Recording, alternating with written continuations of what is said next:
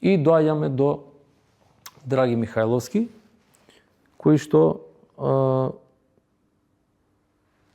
представува, да речеме, во оваа низа на дејци, книжевници кои што се изјасниле за преведувањето, да речеме, го дава првиот систематизиран модел за анализа и за продукција на преводите.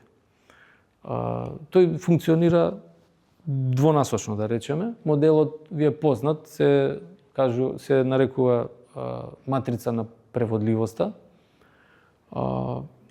Повлијаене од неколку правци, може во неговите и во дисертацијата и во некои последователни есеи, значи се проследува и се гледа дека ги прифаќа и ги теоретизира деконструкцијата од една страна, меѓутоа од друга страна и зборува многу за она поетско освежување, за очудувањето, дојдено од руската формалистичка школа, понатаму.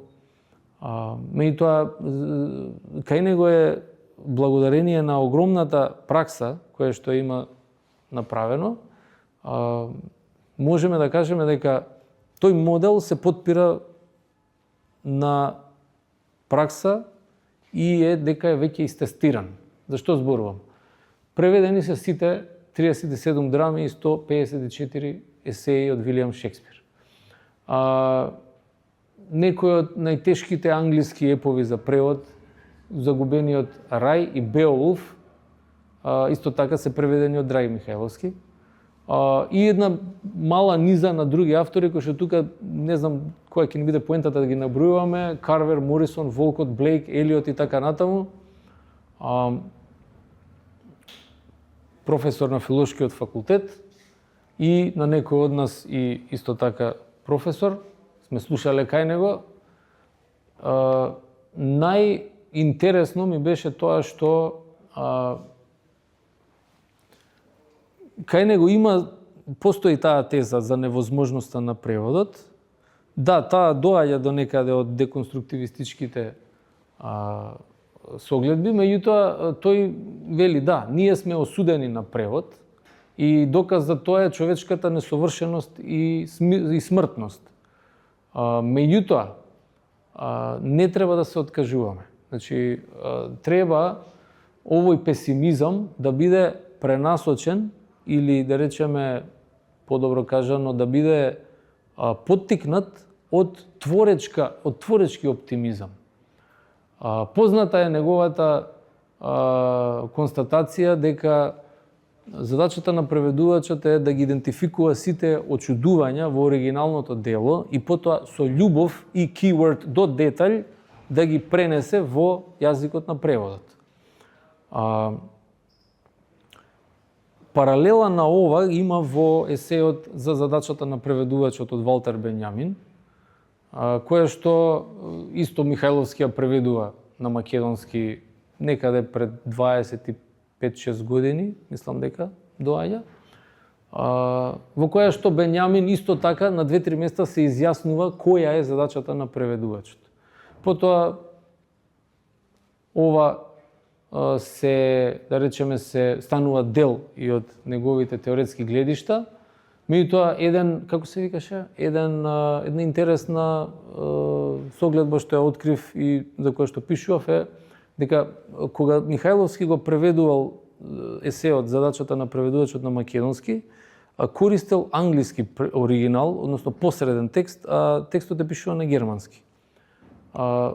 Самиот англиски оригинал, односно посреден текст што го користел, веќе во себе имал на 4 места пропусти, кои што се идентификувани последниве 25 години на неколку места.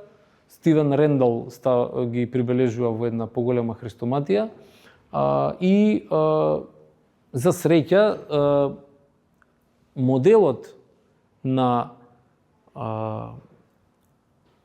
матрицата на преводливост останува, значи, незасегната од овие пропусти, но остануваат засегнати согледбите кои што преку Бенјамин доаѓаат до македонскиот читател за гледиштата на Бенјамин за задачата на преведувачот. За среќа, значи постојат уште две други верзии на македонски јазик. Едната е објавена од Бранислав Саркањац пред Драги Михайловски да ја преведе, а другата е објавена од Јосифовска Катерина, ми се чини, исто така па после објавувањето на дисертацијата на Михайловски, кои што работат од германски и, не знам, мене лично од Јосифовска ми се чини така директна и го третира Бенјамин многу блиску и можам да ги препознавам оние тези што Михайловски ги доловува во својата теоретска работа, исто така и во незината верзија. Така што не е ова некој голем проблем и матрицата си е на место. А што е матрицата? Матрицата е исто така се потпира нели на концептот очудување, ова го знаеме, и дека задачата на преведувачот е пред да го преведува, значи книжевното дело, без разлика дали од кој жанр за кој жанр станува збор, значи да ги идентификува сите очудувања на сите нивоа јазични, тука спаѓа лексичко, фонетско, семантичко, синтаксичко и така натаму, значи да ја изнајде литерарноста на оригиналот, за потоа со љубов и до детаљ да ги вгради во јазикот цел и да остави облакот од смисла, ова е од кај Бенјамин, да се спушти врз неа. На тој начин преведувачот го обезбедува после животот на книжевното дело кој што го преведува и на тој начин ја збогатува и литературата на јазикот цел и обезбедува, рековме, после живот, меѓутоа и раст на јазикот цел. Поезијата